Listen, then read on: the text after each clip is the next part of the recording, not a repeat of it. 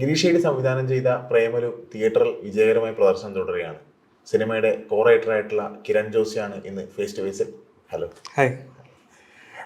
ആദ്യമായി തിരക്കഥ എഴുതിയ പ്രേമലു തിയേറ്ററിൽ വൻ വിജയമായിരിക്കുകയാണ്, വൻ ഹിറ്റായിരിക്കുകയാണ്. ഇത്രയും വലിയൊരു വിജയം പ്രതീക്ഷിച്ചിരുന്നോ?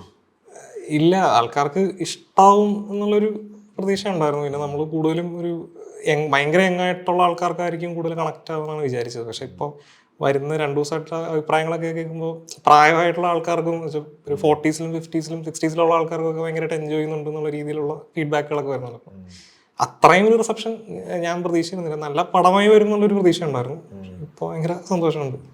ഷോർട്ട് ഫിലിമുകൾ ചെയ്തുകൊണ്ടാണ് കിരൺ സിനിമയിലേക്ക് എത്തുന്നത്. ഈ സിനിമയുടെ സംവിധാനമായിട്ടുള്ള ഗിരീഷുമായിട്ട് കൂടിച്ചേർന്നുകൊണ്ടാണ് സിനിമയുടെ തിരക്കഥയും നിർവഹിച്ചിരിക്കുന്നത്. എങ്ങനെയാണ് പ്രേമലു ഉണ്ടാകുന്നത്? അത് ഞാൻ ഈ അനുരാഗൻ ചേർക്കുന്ന ബക്സ് എന്ന് പറഞ്ഞിട്ടൊരു ഷോർട്ട് ഫിലിം ചെയ്തിട്ടുണ്ടായിരുന്നു. അപ്പോൾ അത് അതിൻ്റെ ഒരു പ്രൊഡ്യൂസർ ഗിരീഷേട്ടനായിരുന്നു. അപ്പോൾ അതിൽ അഭിനയിച്ചത് ഞങ്ങളുടെയൊക്കെ കോമൺ ഫ്രണ്ടായിട്ടുള്ള വിനീത് വാസുദേവൻ എന്ന് പറഞ്ഞ ആളായിരുന്നു. അപ്പോൾ ഞങ്ങൾ ഈ പ്രീ പ്രൊഡക്ഷൻ നടക്കുന്ന സമയത്ത് ഇപ്പോൾ വിനീതേട്ടൻ പയ്യന്നൂരിലോട്ട് വന്നു. ഇങ്ങനെ സ്ഥലം കാണാനും പരിപാടി എന്താണെന്നൊക്കെ ഒന്ന് അറിയാൻ വേണ്ടിയിട്ട് വന്നിരുന്നു. അപ്പം അന്ന് കൂടെ ഗിരീഷേട്ടനും വന്നിട്ടുണ്ടായിരുന്നു. അപ്പോൾ ഗിരീഷേട്ടൻ എനിക്കൊന്നൊരു 2-3 വർഷമായിട്ട് സ്ഥിരം ഫോണിലൊക്കെ സംസാരിക്കാറുണ്ട്. ഞങ്ങളങ്ങനെ ഒരുമിച്ചൊരു പടം എഴുതണം അങ്ങനെ ഒരു പ്ലാനൊന്നും ഉണ്ടായിരുന്നില്ല. അപ്പോൾ പുള്ളി ഇങ്ങനെ ചെയ്യാൻ പോകുന്ന പടങ്ങളുടെ ഒരു എന്തെങ്കിലും ഒരു ഐഡിയ, ഇങ്ങനെ ഒരു മൂഡിലുള്ളൊരു പടം ചെയ്യണം, ഇന്ന പോലത്തെ ഒരു പടം ചെയ്യണം എന്നൊക്കെ ഇങ്ങനെ പറയുമായിരുന്നു. അപ്പം അങ്ങനെ പുള്ളി ഇങ്ങനെ അന്ന് സൂപ്പർ ശരണ്യൊക്കെ ഇറങ്ങി നിൽക്കുന്ന ഒരു സമയമാണ്. അപ്പോൾ പുള്ളി ഇങ്ങനെ ശരണ്യയിലെ ക്യാരക്ടേഴ്സ് എല്ലാം ഇങ്ങനെ ഹൈദരാബാദിൽ PG ചെയ്യാൻ പോകുന്നു പറഞ്ഞിട്ടൊരു ചുമ്മാ വെറുതെ തമാശയ്ക്കൊരു പരിപാടി പുള്ളി പറഞ്ഞാണ്, അങ്ങനെ സീരിയസ് ആയിട്ടായിരുന്നില്ല.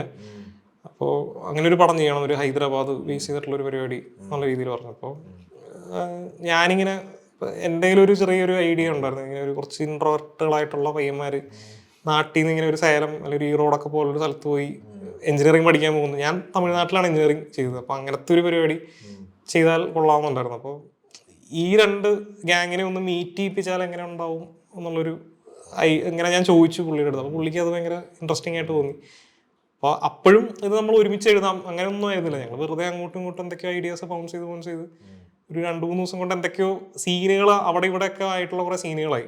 അപ്പോൾ അന്നേരം ഇതിലൊരു സിനിമ ഉണ്ടായേക്കാം എന്നുള്ളൊരു തോന്നലുണ്ടായി. പിന്നെ ഞങ്ങൾ കണ്ടിന്യൂസ് ആയിട്ട് ഇതിനായിട്ട് തന്നെ ഇരുന്നൊക്കെ ഡിസ്കസ് ചെയ്യാനൊക്കെ തുടങ്ങി. അങ്ങനെ എനിക്കിതൊരു 5-6-7 മാസം കൊണ്ട് ഇതിൻ്റെ ഒരു ഫുൾ പരുവം ആയി. ഹൈദരാബാദ് ലൊക്കേഷൻ സിനിമയുടെ തുടക്കം തന്നെ അവിടെ പ്ലേസ് ചെയ്യണം എന്ന് വിചാരിച്ചിട്ടൊന്നാണ്, അല്ലെങ്കിൽ അത് ഗിരീഷേട്ടൻ്റെ ഐഡിയ ആയിരുന്നു. ഗിരീഷേട്ടനാണ് അങ്ങനെ ഒരു ഐഡിയ കൊണ്ടത്, ഇങ്ങനെ ഹൈദരാബാദ് എന്നുള്ളൊരു പരിപാടി. അത് ഹൈദരാബാദ് അങ്ങനെ മലയാള സിനിമയിൽ അധികം എക്സ്പ്ലോർ ചെയ്യാത്തൊരു ലൊക്കേഷൻ. ചെന്നൈ, ബാംഗ്ലൂരൊക്കെയാണ് കൂടുതൽ വന്നിരിക്കുന്നത്. അപ്പോൾ അതൊരു രസമായിട്ടുള്ളൊരു അഡീഷൻ ആയിരിക്കും പുള്ളിയാണ് പറഞ്ഞത്. അതുപോലെ ഞാൻ ഇതുപോലെ ഹൈദരാബാദിൽ വർക്ക് ചെയ്തതാണ്. ഒരുപാട് മലയാളികൾ ഇപ്പോൾ ഈ ബാംഗ്ലൂരും ചെന്നൈയിലൊക്കെ പോയി വർക്ക് ചെയ്യുന്ന പോലെ ചെല്ലുന്നൊരു സ്ഥലമാണ് ഹൈദരാബാദ്. അപ്പോൾ ഒരു ഫ്രഷ് ആയിരിക്കും എന്ന് എനിക്കും തോന്നി. പുള്ളിയുടെ ഐഡിയ ആണ്.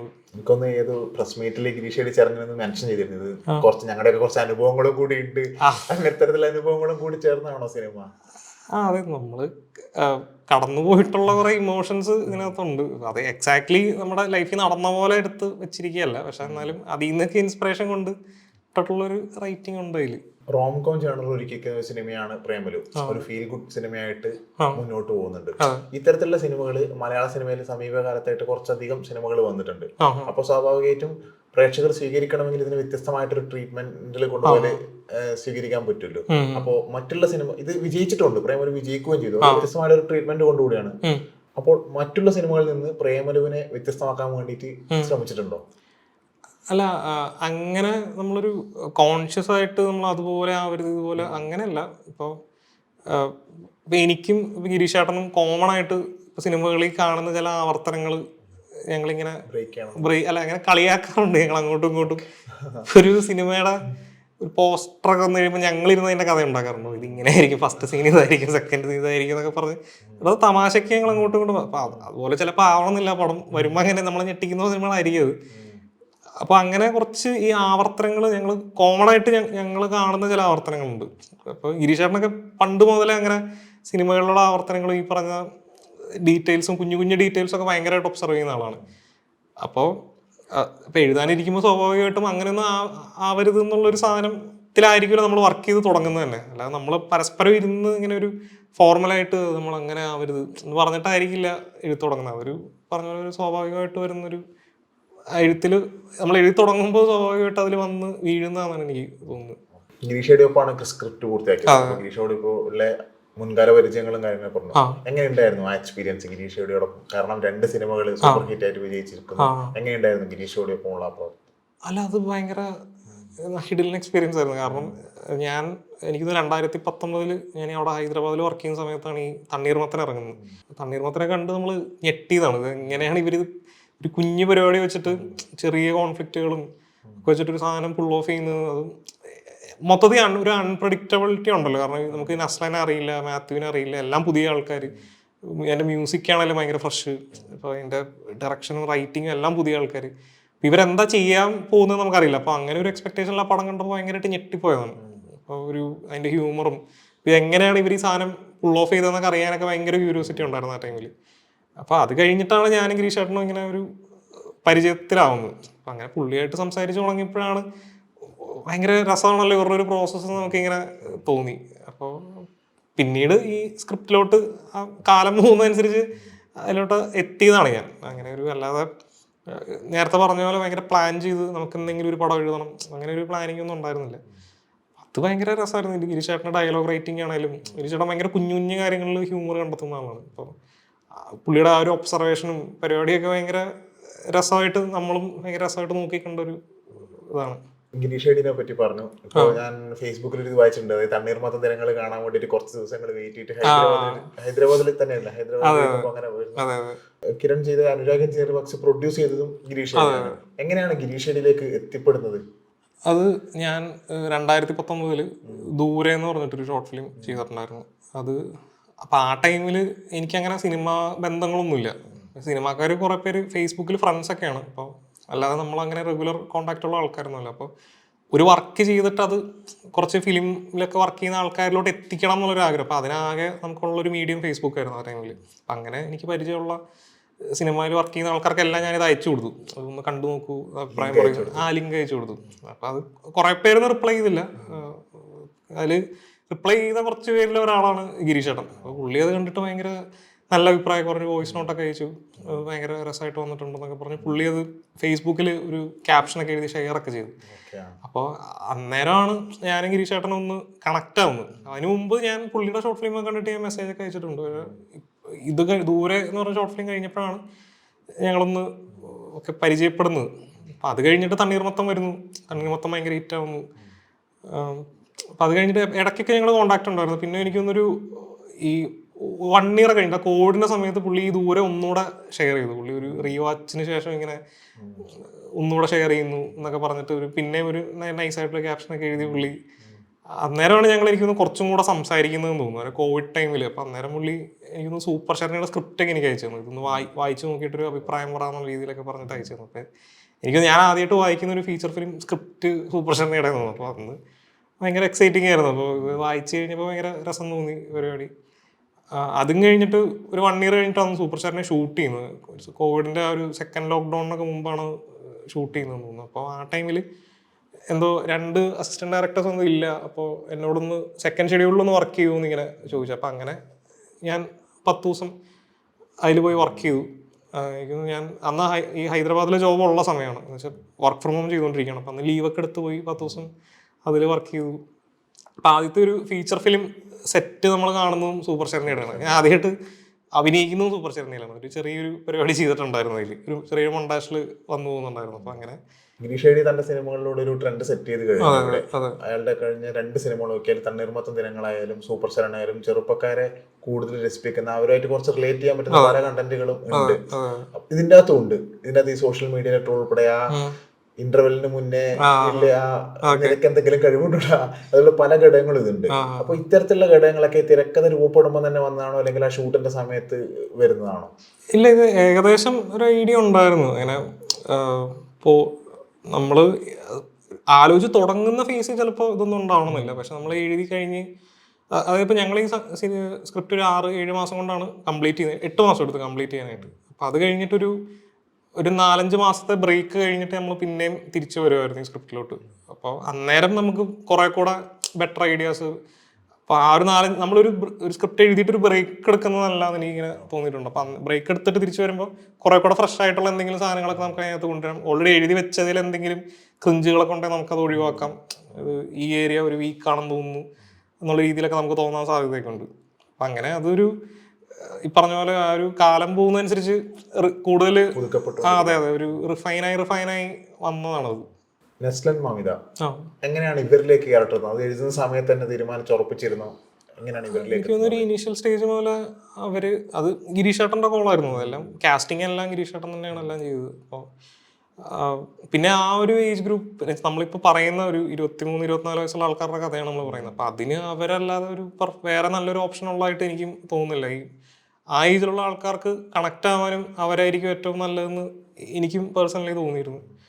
അപ്പോൾ അത് ഇനി ഏകദേശം ഈ സ്ക്രിപ്റ്റിങ്ങിൻ്റെ ഒരു ഇനീഷ്യൽ ഭാഗം മുതലേ അത് അവർ തന്നെ എന്നുള്ള രീതിയിൽ തന്നെയാണ് മുമ്പോട്ട് പോയത്. ബാക്കിയുള്ള കാസ്റ്റുകൾ ഇപ്പോ താങ്കൾ നേരത്തെ സൂചിപ്പിച്ച അനുരാഗ് എഞ്ചിനീയർ വർക്ക്സ്, അതിലെ അഖില അതുപോലെ തന്നെ ബാക്കിയുള്ള ക്യാരക്ടറുകളൊക്കെ അതുപോലെ തന്നെ സ്ക്രിപ്റ്റിന്റെ സമയത്ത് ഇല്ല. ബാക്കി ഇപ്പൊ ഈ അമൽ ഡേവിസും കാർത്തിക, ആദി ഇവരൊക്കെ പിന്നീട് എനിക്ക് തോന്നുന്നൊരു സ്ക്രിപ്റ്റിംഗ് ഒക്കെ കഴിഞ്ഞ് ഇതിന്റെ ഒരു പ്രീ പ്രൊഡക്ഷൻ സ്റ്റേജിലാണെന്ന് തോന്നുന്നു ഇവരൊക്കെ വരുന്നത്. അന്വേഷിപ്പം നടത്തുന്ന സിനിമയോടൊപ്പമാണ് പ്രേമ റിലീസ്. അതുപോലെ തന്നെ ബ്രഹ്മയുഗം, മഞ്ഞുമൽ ബോയ്സ് ഉള്ള സിനിമകൾ വരുന്നുണ്ട്. ഒരു ക്ലാഷ് റിലീസിംഗിന്റെ കൂടെയാണ് പ്രേമൽ വരുന്നത്. അപ്പോഴും ഒരു കോൺഫിഡൻസ് ഉണ്ടായിരുന്നു ആദ്യം സൂചിപ്പിച്ചതുപോലെ? അല്ല, ഇതെല്ലാം പല ജോണറിലുള്ള പടങ്ങളാണല്ലോ. എന്ന് വെച്ചാൽ ഇപ്പൊ ബ്രഹ്മയുഗം വേറെ ഒരു ടൈപ്പ് പടമായിരിക്കും, അന്വേഷിപ്പം കണ്ടെത്തും, മഞ്ഞുമൽ ബോയ്സ് എല്ലാം പല ഇതിൽ. അപ്പോൾ അങ്ങനെ അതൊരു പ്രശ്നമാവുന്നത് എനിക്ക് തോന്നിയില്ല. അത് ബാക്കി ഇപ്പോൾ എൻ്റെ അറിയില്ല എനിക്ക്. പക്ഷെ പടം സിനിമ നല്ലതാണെങ്കിൽ അതിപ്പോൾ എത്ര പടങ്ങളുണ്ടെങ്കിലും ആൾക്കാർ തിയേറ്ററിൽ വരുന്നത് തന്നെയാണ് എനിക്ക് തോന്നിയിട്ടുള്ളത്. അല്ലാതെ ഒരു സീസൺ ഒരു പടം കണ്ടാൽ മതി ഒന്നും അങ്ങനെ ആരും വിചാരിക്കുന്നു. ഇപ്പം 2 പടം വരുമ്പോൾ 2 നല്ലതാണെങ്കിൽ ആൾക്കാർ 2നും കയറുന്നതാണ് ഞാൻ മനസ്സിലാക്കുന്നത്. അതുപോലെ തന്നെ ഭാവന സ്റ്റുഡിയോസ്, മഹേഷ് അധികാരത്തിലെ ആ മഹേഷിന്റെ സ്റ്റുഡിയോ ഭാവന സ്റ്റുഡിയോസ് പ്രൊഡക്ഷൻ കമ്പനി, ഇപ്പോൾ ശ്യാം പുഷ്കർ, ഫഹദ് ഫാസിൽ, എങ്ങനെയാണ് ആ ഭാവന സ്റ്റുഡിയോസിലേക്ക് പ്രേമലു എത്തുന്നത്? അത് ഗിരീഷ് ഏടി മാത്രം? അത് എല്ലാം അതൊക്കെ ത്രൂ ഗിരീഷ് ഏട്ടൻ തന്നെയാണ്. കാരണം ഗിരീഷ് ഏട്ടൻ ഒരു 2 വലിയ ഹിറ്റുകൾ എടുത്തൊരു ഡയറക്ടറാണ്. അപ്പോൾ പുള്ളിക്കൊരു ഐഡന്റിറ്റി ഉണ്ട്. അപ്പോൾ എനിക്കൊന്ന് പുള്ളിയുടെ അടുത്താണ് ഇവർ ചോദിക്കുന്നത് ഇങ്ങനെ എന്തെങ്കിലും ഒരു സിനിമ ഒരുമിച്ച് ചെയ്യാമെന്നുള്ള രീതിയിൽ പറയുന്നതും. അപ്പോൾ അന്ന് ഞങ്ങൾ ഈ പ്രേമലുവിൻ്റെ സ്ക്രിപ്റ്റ് ഫസ്റ്റ് ഡ്രാഫ്റ്റ് എഴുതി വെച്ചിട്ടുണ്ടായിരുന്നു. അപ്പം അങ്ങനെ ഇങ്ങനെ ഒരു സിനിമയുണ്ടെന്ന് പറഞ്ഞിട്ട് ഗിരീഷ് ഏട്ടൻ അതിനെ റേറ്റ് ചെയ്യും, പിന്നീട് ഒരു റീഡിങ് വെക്കും, അങ്ങനെയൊക്കെയാണ് അത് വന്നത്. അതെല്ലാം ത്രൂ ഗിരീഷ് ഏട്ടൻ തന്നെയാണ് അത് നടക്കുന്നത്. ഞാനതിൽ ഭാഗമായി എന്നേ ഉള്ളൂ. കിരൺ ജോസിനെ പറ്റി പറയുമ്പോൾ ആദ്യം പറയേണ്ടതെന്നാണ് അനുരാഗ് എഞ്ചിനീയറിംഗ് വർക്ക്സ്. അതായത് ഇപ്പൊ 6 മില്യണിലധികം വ്യൂസിൽ അനുരാഗ് എഞ്ചിനീയറിംഗ് വർക്ക്സ്. ഒരു സിനിമ ചെയ്യാനുള്ള ധൈര്യം അനുരാഗ് എഞ്ചിനീയറിംഗ് വർക്ക്സ് തന്നിരുന്നോ? പിന്നെ അത് ഭയങ്കര ഒരു നല്ല ലേണിംഗ് എക്സ്പീരിയൻസ് ആയിരുന്നു. അപ്പം അത്രയും നല്ലൊരു ടീമിൻ്റെ ഒപ്പം വർക്ക് ചെയ്യാൻ സാധിച്ചത് തന്നെ വലിയൊരു ഭാഗ്യമാണ്. ഭയങ്കര ലേണിംഗ് എക്സ്പീരിയൻസ് ആയിരുന്നു. കുറേ കാര്യങ്ങൾ പഠിച്ചൊരു ഷോർട്ട് ഫിലിം ആയിരുന്നു അത്. കാരണം മുമ്പത്തെ വർക്കുകളെക്കാളും കുറേ ക്യാരക്ടേഴ്സും പല ഏജിലുള്ള ഒരുപാട് ആൾക്കാരും അങ്ങനെയൊക്കെയുള്ളൊരു കാസ്റ്റിങ്ങും പരിപാടിയൊക്കെ നടത്തി റിഹേഴ്സൊക്കെ ചെയ്ത് ഒരു പ്രോപ്പർ ഒരു സിനിമയൊക്കെ ചെയ്യുന്ന അതേ എഫേർട്ട് തന്നെ അതിനും ഇട്ടിട്ടുണ്ടായിരുന്നു. അതൊരു കുറെ പഠിച്ചൊരു എക്സ്പീരിയൻസ് ആയിരുന്നു അനുരാഗ് എഞ്ചിനീയറിംഗ് വർക്ക്സ്.